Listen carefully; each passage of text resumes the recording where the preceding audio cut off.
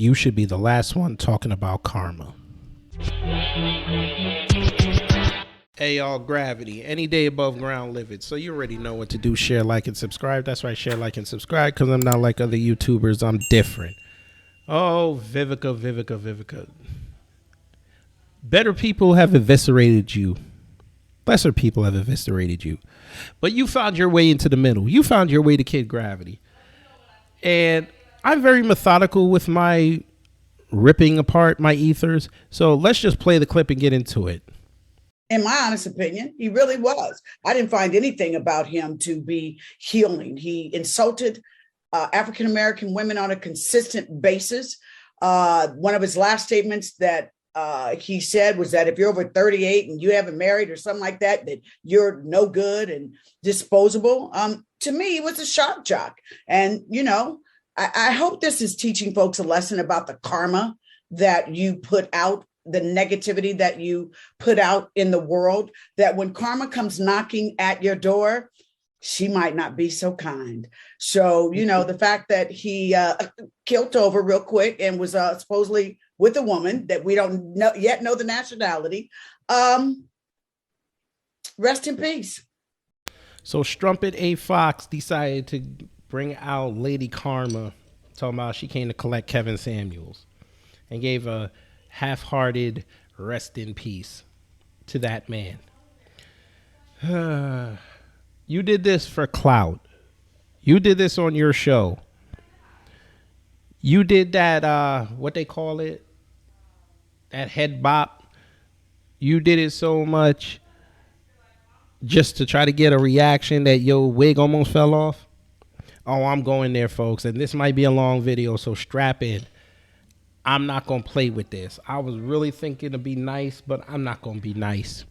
Ma'am, you have a terrible reputation with men. Okay, you are a loser for life when it comes to men. I don't care if you get offended at this point, because what you did, you inserted yourself into a situation where the critiques are going to be massive. Because guess what? As much as Kevin Samuels had his detractors, he had a whole section of people that understood what that man was saying. Yes, was his critiques harsh? Depends on who you talk to. Me, I didn't care. I had a father. So I heard worse from the way he was talking. The point was, he's an entertainer. Was there truth in what he said? Yes. But he was an entertainer. If we're going to take an entertainer's words that seriously, then we should be getting off the internet. And this is the problem in the black community. But of course, you being a supposed OG, 57 years old, you're supposed to impart wisdom for the younger generations to look on and say, you know what? That's smart. Okay, I can take this part, but I'm not going to take that part. You didn't do that, now did you? Okay, but remember I said you have a bad history with men? Let's go through your history with men. And like I said, folks, strap in, because this might be a long one. Oh, yes, folks. So we in the black community were aware of Vivica A. Fox when she was modeling and also doing Days of Our Lives. Now, that's for my mama's generation. We weren't watching Days of Our Lives unless you were home and your mama forced you to watch it. Shout out to your mamas. But then, folk, she found her way over to the young generation side. Generation Y, if you will. We got introduced to her, my age group, on The Fresh Prince. Look at that picture, folk. Yeah, her character was, I believe, Jazz's sister. And they went on a double date with Will. And I believe Carlin showed up he was there as well. But Jazz suckered Will into taking his sister out. So he'd take Hillary out. But anyway, she came in with the typical sister girl attitude, throwing shots, copping attitudes, being disrespectful to waitresses. And by the way, that waitress in that episode was beautiful. So much so that Carlton, like the real G that he was, but at that time he was a hidden G, checked her. And checked her badly. to the point that she loved the fact that Carlton checked her. And then I think they briefly dated. But yeah, you already came out the gate with an L. So you moved on to that. What you see on the screen, folks. Out All Night, a 1-season comedy show on NBC. That, for all intents and purposes, was in the same universe as The Fresh Prince. Even though they never crossed over. Same producers, same music, sort of. But I bring up man problems because in this show, Dwayne Martin's character was crushing on you and you found him to be obnoxious. Okay, that's fine. That fit the 90s trope. But there was an episode where another girl was crushing on him and you decided to catch jealousy, envy. Yeah. And then even on this show, you were relegated to the fourth option. You were the fourth option on a show where you're one of the main characters. And God forbid when Taj Mowry showed up. Man, you were fighting with the white boy to try to be within the top 4 or top 5. But let's continue. You must have done something to have Lady Karma hit you because, damn, what you see on the screen, folk, was that scene in Independence Day where Will's character, Stephen Hiller, was going to get married to Vivica's character, Jasmine. Because he felt as though, listen, you're my lady. We went through a tragedy with these aliens. I almost lost you. I love you. Let's get married. Folk, the writers and producers of Independence Day had the sole black woman, and I want y'all to hear me when I say this. They had the sole black woman in this movie with a major part. A major integral cog in the story. They didn't make her occupation something noteworthy. They didn't even make her Holly Homemaker. Folk, they made her not only a single mother, but they made her a stripper. And even in the movie, Will's partner, Jimmy, a fighter pilot, said, well, you know, they're not going to promote you if your girl's a stripper. And they just showed a shot of Will's face before they went to the next scene. So even his character knew, yeah, I'm going to have to go above and beyond the Call of Duty, because when they do these promotions, they're going to look at everything. And he was trying to get into the NASA program so he could fly space shuttles. So what we call that? 0 for 3? Yeah, let's call that 0 for 3. But let's continue. Keeping with the Will Smith motif here, folks. You see on your screen the cover for one of the greatest hood movies ever made, Set It Off. Let's play a little game of trivia, folks. The role of Frankie, you know, the role that Vivica Fox played, that wasn't even her role. Oh, no. Many people didn't know this. I found this out years ago. And it kind of shocked me how different the movie would have been. But yes, Rosie Perez was supposed to play Frankie. But she ended up turning it down. So Vivica wanted that part. So who coached her in her trailer for that role, which she eventually got? Guess, folks. Will Smith. You know, Mr. Nice Guy. Mr. Fresh Prince himself. Yeah. He coached her. Told her at one time, you should be a colorless actor. He says to make it in Hollywood, he's felt you have to make roles that everybody can enjoy.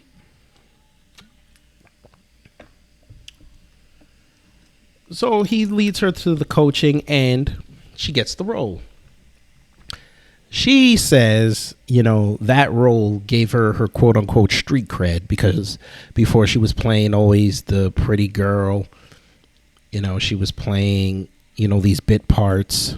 So this established her as sort of a person that you can put in a movie and, you're going to get that raw emotion. I'm just paraphrasing the rest of that. But then, folks, here we go down the road 26 years later. And she says that Will smacking Chris Rock at the Oscars was black on black crime. She said this in an interview, folks. Black on black crime. This is why VivicaAFox needs to listen to the New Black Media. We will get her right. But since she doesn't because she wants to be an agent, I'm just going to give you a quick synopsis, ma'am. There's no such thing as black on black crime. That is something that the media and white supremacists like to use to demonize black people because they'll never bring up white on white crime or Asian on Asian crime. La raza crime. They'll never do that. They'll never bring up Arab on Arab crime. They will never do that. They will never bring on juice crime. They will never do that because it would have to shine a light on the ills of their community. But since talking about black people is profitable, you decide to run outside and say black on black crime. And you were upset for Will and Jada. But saying black on black crime, you inadvertently brought your Set It Off co-star into it and made her complicit in what happened. But of course, Vivica, you didn't think that through when you said that, did you? You made Jada Pinkett Smith a co-conspirator.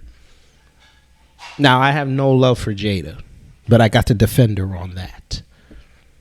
As much as her actions caused what happened, you as her friend, allegedly, you should have thought of her feelings first before you said that. But because somebody put a camera in your face, you decide to say that. Yeah. But let's continue. I'm not even going to go over Batman and Robin. You were in there for a brief minute. I'm not even going to go there. We're going to leave that alone. And we won't even talk about how you got that Mercy booking back in Independence Day resurgence, because honestly, they really didn't even need you for that. But, I'm going to leave that one alone. But let's continue. You reunited with your Out All Night co-star, Morris Chestnut, in Def Jam's 2 Can Play That Game. A movie, well, you know what? I'm not even going to tell you what the log line was. I'm going to let you see it. A career woman plays a series of heartless mind games with her boyfriend to put him in line, only to discover that he has a few tricks up his own sleeve. So according to the females that you were trying to emulate, you tried to play your man on film and try to get him right so he can settle down with you, but then realize that he can play the same way. And through the movie, you tried to be the babyface, but you came off looking like the heel until you had to acquiesce and realize that you need to change your ways. And that man taught you a lesson. You're 0 for 5 right now. If I count Batman, you're 0 for 6 because you played Mr. Freeze's, one of his scallywags. But let's continue. You briefly dated Quentin Tarantino and was in Kill Bill Volume 1, and you died in the early movies. I thought it was a horror, but let's keep moving. On the screen is the legend 50 Cent, and we all know we don't have to legislate what happened between you and him. But whatever this man did to you, ma'am, that was your roller coaster. You went all the way down after this. I don't know what 50 did. 50, you got to come holler at me what you did to this woman, because I think 50 Cent broke her. I think he broke her. Because they only dated for about 4 months. And they were the toast of the town. And when they broke up, he ascended, she descended. I don't know. But this was my favorite part right here. You finally got your Oprah moment. You got to host your own TV show called Face the Truth. Unfortunately, CBS said you got to host it with 4 other women, but you said, okay, that's fine. So they give you this show in 2018. It's going fairly well. You know, they put you on different time slots. You know how CBS does it. But you made the mistake of bringing on Tommy Sotomayor. Now, you brought this man on there because at the time he was beefing with a young woman online who said wearing so many weaves messed up her scalp. And I think she said she was suffering from alopecia. So she had to consistently wear weaves to try to alleviate that. And I guess I hit a sore spot with you because you also sell a line of wigs for alopecia afflictors. So you brought him on. I remember because I was still listening to him at the time. I remember he kept promoting it, and then he went out to LA to film the episode. So you and the other 4 hostesses decided to try to read this man the riot act. Try to make him look bad. Try to make him look like the worst thing on earth. And I think this was probably your first foray into that YouTube blackmail world. It didn't go well, Vivica, now did it? Because a phenomenon happened that day that most people won't even talk about. But again, I was there. I saw the full clip. And ironically, when this show aired, when his episode aired, I was home that day. So I got to watch it first run. I witnessed the phenomenon that day, folks. Not only did this man go on in a hostile environment because all 4, well, maybe I'll say maybe one of them, it might have been the Spanish looking female. I think she was the only one that agreed with what he was saying to a certain extent. She just didn't like the way he said it. But the other 4, including Vivica, tried to destroy this man. And not only did he stand tall on what he said, but the phenomenon was he got cheered when he was supposed to get booed. The woman he was beefing with actually started to understand what he was saying. And when he was trying to give her compliments, and even when the host tried to antagonize the crowd to boo him, she was like, no, I want to hear what he has to say. But by the end of that episode, Tommy had sympathy from the audience as someone who was misunderstood in what he was trying to do, and got the host to look like the heels. I've never seen that on TV. Never. And I guess that karma of you trying to read a black man the riot act failed on you, because not only did IMDb users rate your show 3.8 out of 10, but they canceled your show after 1 season. So yeah, I don't think that worked out too well in your favor, but okay. You're now 0 for 7, but let's continue.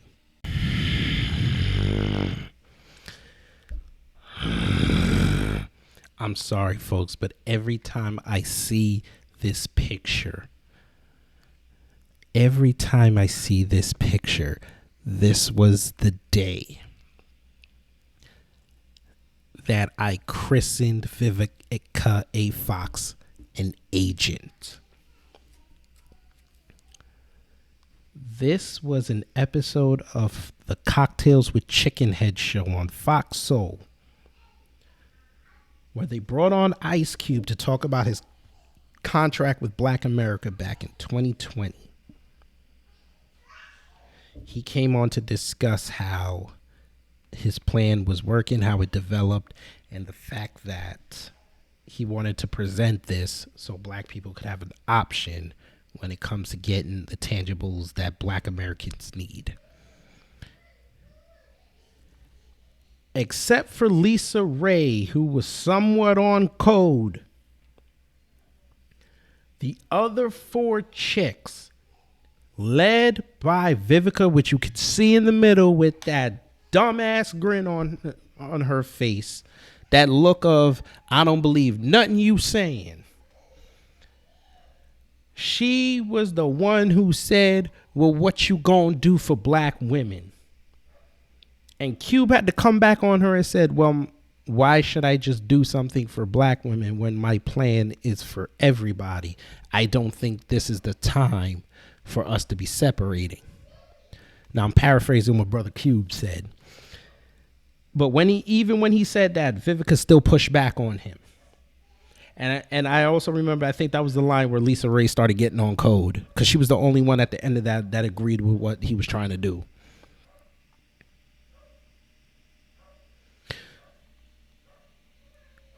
But this is who we're supposed to listen to talk about karma. Because also, folks, she shitted on this black man for trying to do something positive in the community, but she then did this. The media doesn't even have enough respect for you to name something that you were in recently, like Face the Truth. But you endorsed Joe Biden in 2020. He's what I want to see in a president. Okay, fine. That's your guy. That's your guy.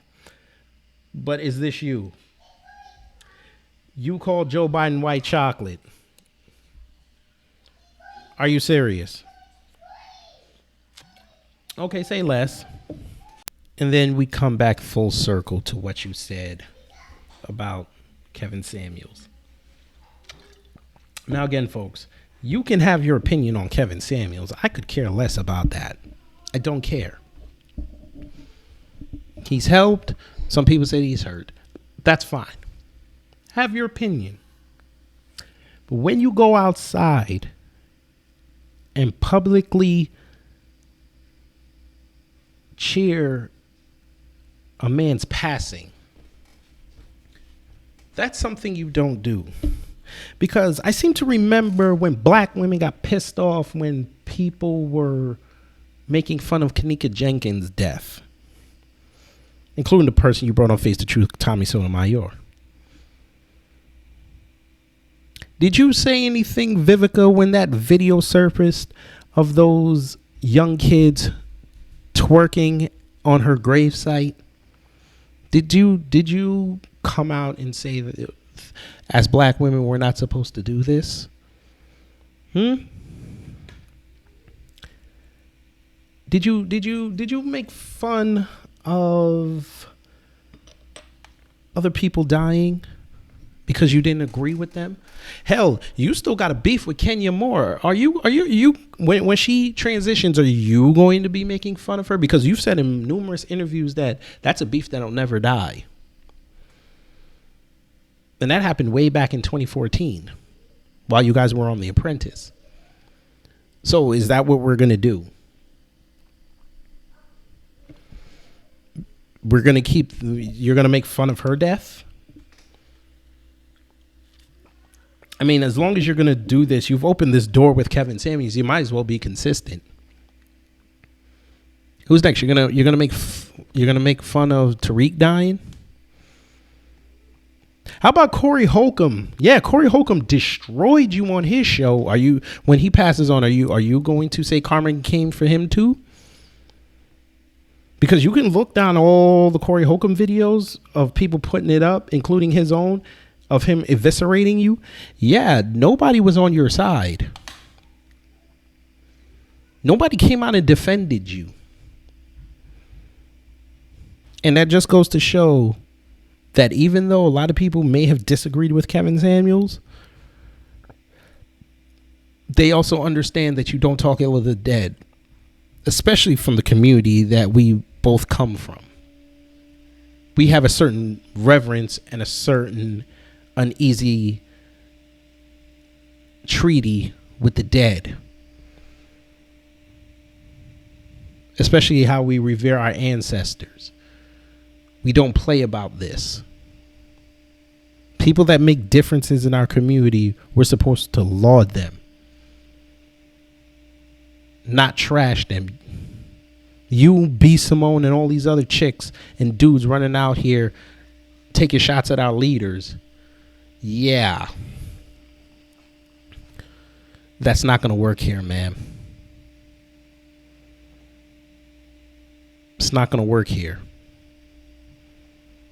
You're 57 years old. I think it's time for you to grow up.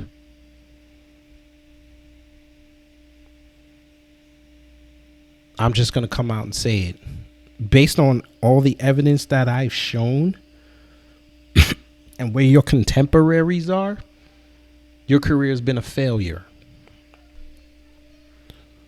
You're about to be a senior citizen and you're trying to grasp on to something that's going to propel you into some upper stratosphere with your contemporaries. Where good, bad, or indifferent, they somehow must have found something to put their energies into that's somewhat positive. Whether it's Jada with her Red Table Talk, for as much as a crowing hen session that is, it's gotten her where she is.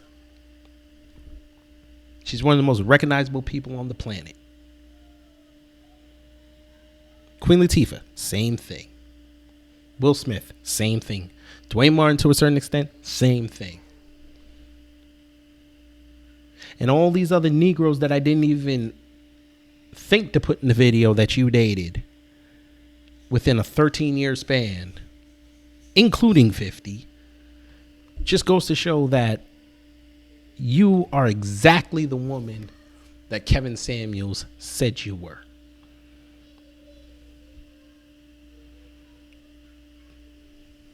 But you got it. You won for now because Kevin can't defend himself. But just remember, karma does come calling. And she or he or them, because I got to make sure that the other group doesn't come after me, may not be so nice. But let me get up out of here. You already know what to do. Share, like, and subscribe. That's right. Share, like, and subscribe because I'm not like other YouTubers. I'm different. Take care. Stay safe. I'm out.